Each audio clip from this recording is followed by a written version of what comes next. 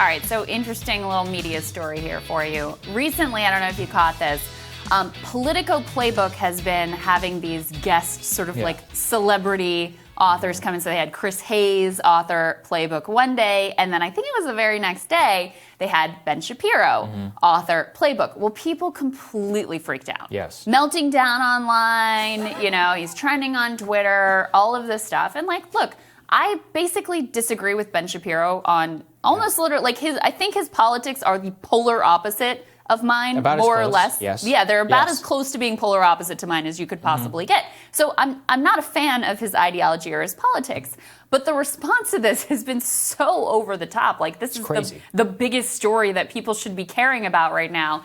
And we have an update to this. Apparently, 100+ staffers at Politico signed on to a letter sent to publisher Robert Albritton expressing disgust with allowing Ben Shapiro, right-wing firebrand they call him, to guest author one day's edition of Playbook. One day's edition of Playbook, this like corporate sponsored. By the way, I have no problem with the fact that it's like Shell Oil or whoever is putting on Playbook. Every single one. Actually, let me check. Who sponsored this? It's some sort of oil. It's usually Facebook or the American Petroleum Society. I think it was American Petroleum. So, today's was presented by Google, so there you go. There you go. Yeah. But I think the day of Ben Shapiro was American Petroleum was some sort of like oil and gas interest on that. No problem with that.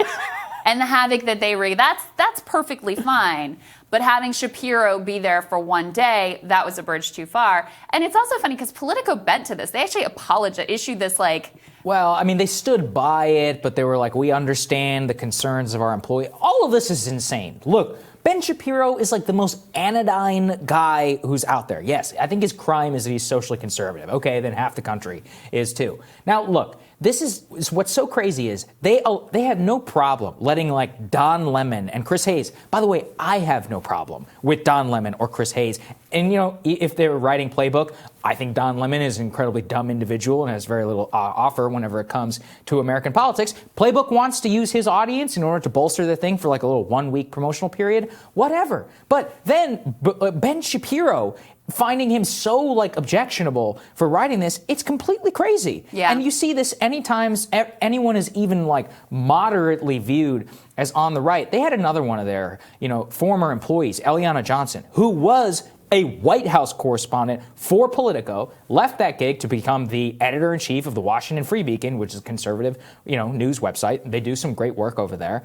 And then there was backlash against her writing it because she was the head of the Free Beacon. I'm like, she used to work for you. So her work was not good enough, or work was good enough when she was working for your outlet, but now that she works somewhere else, it's not good to guest host it like one time. And look, I'm not a huge Ben Shapiro fan. Like, everything he wrote is, like, fine, you know, and most of his stuff is just very, like, normie conservative stuff. Yeah. But if that's beyond the pale, then what is? What isn't? And look, I want to say, so, I mean, he has said some things that I think are offensive and that I find offensive, et cetera, but just the instinct to always go to this place of we can't even hear from this person. Like, we can't have them at all. We can't tolerate them. We can't even, like, speak to them when, look, like Ben Shapiro or not, he's got a large audience. He's got a big... You're not platforming Ben Shapiro. Right. Yeah. Ben Shapiro has a large platform. Do you want to reckon with that? You want to deal with that? You want to think about that and engage with that in a serious way? Or do you just want to, like, close your eyes and plug your ears and pretend that that's not a real thing that ultimately exists? And also at the same time, I just have to point out, I didn't see nearly as much outrage about the fact that CNN's Aaron Burnett is going to...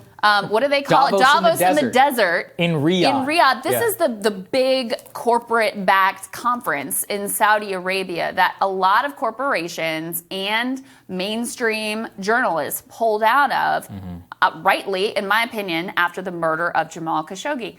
That was only 2 years ago. Now that people aren't paying as much attention, happy to go back, collect the paycheck, collect all the elite access and corporate goodies that come along with being at one of these events. Somehow I didn't see nearly as much existential shock and outrage at that partnering, with a truly like murderous and human rights abusing regime, everyone seemed to sort of be okay with that. Yeah, of course. And look, it took me about 5 minutes in order to find a transcript from her show from whenever Jamal Khashoggi was murdered, and she was like, this is terrible, all of that. And she was going to cash MBS's money all the way to the bank, okay? And that's what all these people are going to do. As you pointed out, where is look, even asking where is the outrage at this point is like so dated. But it is important to understand what pisses off people in elite media. Is it, platforming Don Lemon? Is it Aaron Burnett going and cashing Saudi money all the way and laughing to the bank? Or why is it platforming Ben Shapiro? And consider also their mandate. Playbook is not meant to be read by a general audience. It is meant for Washington insiders who work in media and who work on Capitol Hill.